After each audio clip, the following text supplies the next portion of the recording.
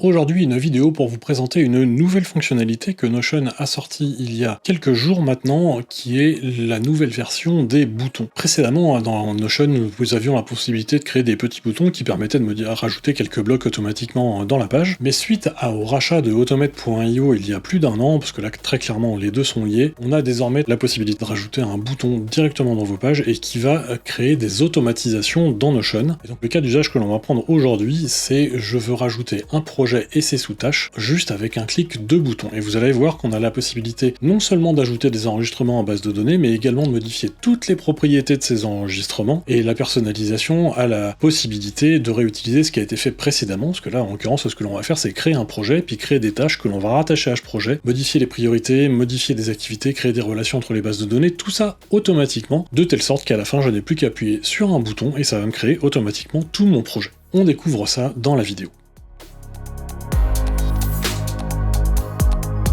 Ce que vous voyez à l'écran, c'est une page spécifique que j'ai créée pour mon calendrier éditorial de la chaîne, qui est ici une vue extraite du modèle de gestion de projet sur lequel j'ai fait des vidéos les semaines passées. Donc là, en fait, c'est une liste de tâches que je filtre et que je filtre sur mon activité vidéo ici, avec un état to do in progress ici. Mais sinon, c'est dans ma liste de tâches tout à fait standard. Comme je l'avais déjà expliqué dans des vidéos précédentes, quand je fais des vidéos, j'ai toujours à peu près les mêmes tâches qui sont créées, c'est-à-dire que j'ai toujours de la prise de vue à faire, toujours du montage vidéo, toujours de la publication YouTube, toujours de la publication de réseaux sociaux. Après, je peux rajouter 2-3 tâches autour, mais j'ai toujours ce squelette-là. Et la problématique, c'est que précédemment, dans Notion, il n'était pas possible de lui dire que je voulais créer une nouvelle vidéo et lui demander de créer automatiquement toutes les tâches qui vont en dessous, et c'était pénible parce que ça obligeait à le faire à chaque fois. Et je sais que parmi vous, il y a des gens qui gèrent des projets sur Notion et qui ont des structures de projets assez complexes, et c'est vrai que ça peut être relativement long de recréer cette structure à chaque fois qu'on crée un nouveau projet. Alors tout ça, ça a changé grâce à l'introduction des boutons dans Notion, et vous voyez, j'en ai créé un ici, et on va le recréer ensemble de façon à pouvoir vous montrer comment ça fonctionne, mais tout d'abord on va regarder ce que ça fait. Et bien quand je clique sur le bouton nouvelle vidéo, ce que ça fait, c'est que vous voyez ici j'ai une ligne nouvelle vidéo qui vient d'apparaître, et en dessous de la nouvelle vidéo, j'ai 4 lignes qui ont été créées, donc avec les 4 activités dont je vous parlais juste avant, qui ont toutes été positionnées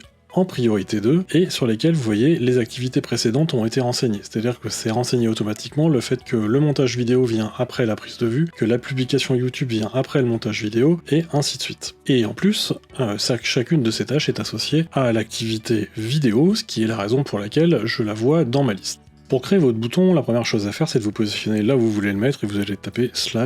/bouton, et vous voyez, on voit le bloc ici apparaître avec l'encart qui indique que c'est une nouvelle fonctionnalité, et effectivement, ces boutons, c'est une nouvelle fonctionnalité qui vient remplacer les boutons précédents. Une fois que vous êtes là, vous allez pouvoir choisir plusieurs choses. Vous allez pouvoir choisir d'insérer des blocs, donc ça c'est pour rajouter des blocs dans la page dans laquelle vous vous situez, et qu'on regardera dans la deuxième partie de vidéo. Vous avez également la fonctionnalité ajouter une page A. Alors attention, parce que ajouter une page, en réalité, ça peut être ajouter des enregistrements en base de données.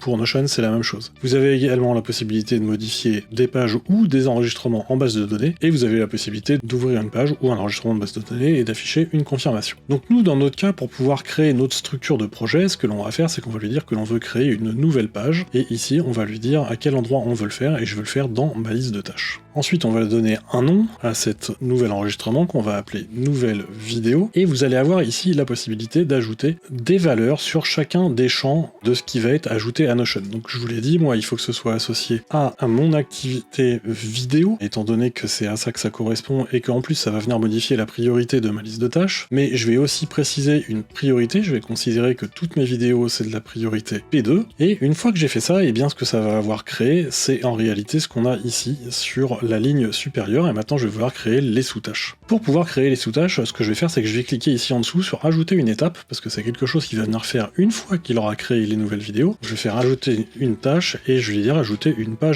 A. Donc pareil, c'est une page que je veux qu'il ajoute dans la base de données tâches, et là ça va être l'étape de prise de vue. Mais je vais modifier d'autres champs également. Donc là pareil, je vais lui dire de mettre une priorité P2, je vais également lui dire de mettre une activité qui va être une activité vidéo, mais comme je veux aussi que ce soit une sous-tâche de ce que j'ai créé juste avant, eh bien je vais aussi modifier la propriété parent, et là je vais lui dire dans la propriété parent, ce que tu vas mettre c'est la nouvelle page qui a été ajoutée à l'étape précédente, donc c'est ce qui apparaît ici, donc je vais le cocher, et là vous voyez on le voit en entier, il dit nouvelle page ajoutée à tâche, donc la base de données tâche à partir de l'étape 1, et donc l'étape 1 c'est l'étape qui est ici. Et ensuite je vais rajouter une étape encore après, toujours dans la base de données tâches, mais ce qui est intéressant c'est que vous voyez on peut rajouter dans plusieurs bases de données, donc là ça va être le montage vidéo, et puis je vais vouloir encore une fois mettre une priorité 2, toujours mettre une activité vidéo, et là aussi la tâche parente, c'est celle qui a été créée à l'étape 1. Alors d'ailleurs, ce qui est un peu dommage, c'est qu'ici, on voit pas laquelle est laquelle, donc vous êtes obligé de la cocher pour la voir ici apparaître en dessous, et donc vous verrez si c'est la bonne ou pas. Mais effectivement, moi, c'est celle de l'étape 1,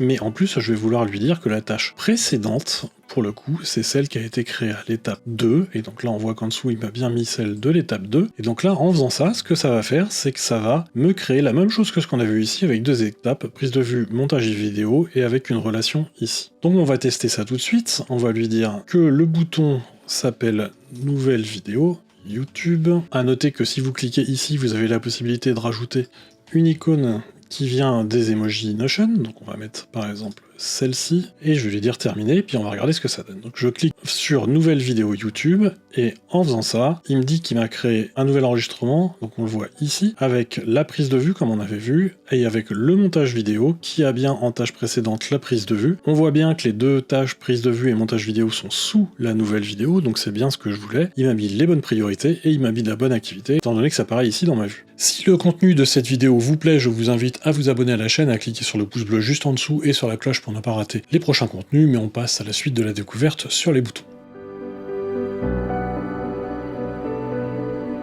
Alors je vais supprimer tout ça, histoire de nettoyer un peu ce que l'on a, et puis on va encore modifier ce bouton. Alors je vais pas rajouter les autres étapes parce qu'au final ça serait la même chose, ça n'aurait pas beaucoup d'intérêt, mais par contre ce qui est important c'est que je peux lui dire plusieurs choses. Déjà je peux rajouter un bouton de confirmation, et ce bouton de confirmation ça va demander par exemple êtes-vous sûr, oui ou non, de vouloir faire tout ce que j'ai dit. Donc là on va remonter ma confirmation au tout début, parce qu'évidemment c'est la première chose que je veux faire, et là vous voyez si je continue ça me dit bien qu'il va effectuer l'action du bouton, et sinon il va arrêter le bouton. Et à la suite de tout ceci, on va lui dire que l'on veut ouvrir la page, et la page que l'on veut ouvrir, c'est celle qu'on a créée à la suite de l'étape 2, donc ça va être celle-là, et que je veux qu'il me l'ouvre en aperçu latéral. Ok, je vais lui dire terminé. Donc là, normalement, ce qui va se passer quand je vais appuyer sur le bouton, c'est qu'il va me demander la confirmation de la création, et si je lui dis oui, il va me créer toutes les nouvelles pages, puis il va m'ouvrir la tâche parente en aperçu latéral. Donc je clique sur le bouton, vous voyez, j'ai la confirmation, êtes-vous sûr, oui, non. Et si je lui dis oui, eh bien je vois qu'effectivement ma nouvelle vidéo ici vient d'apparaître, et là, je vois que les deux sous-tâches ont effectivement été ouvertes.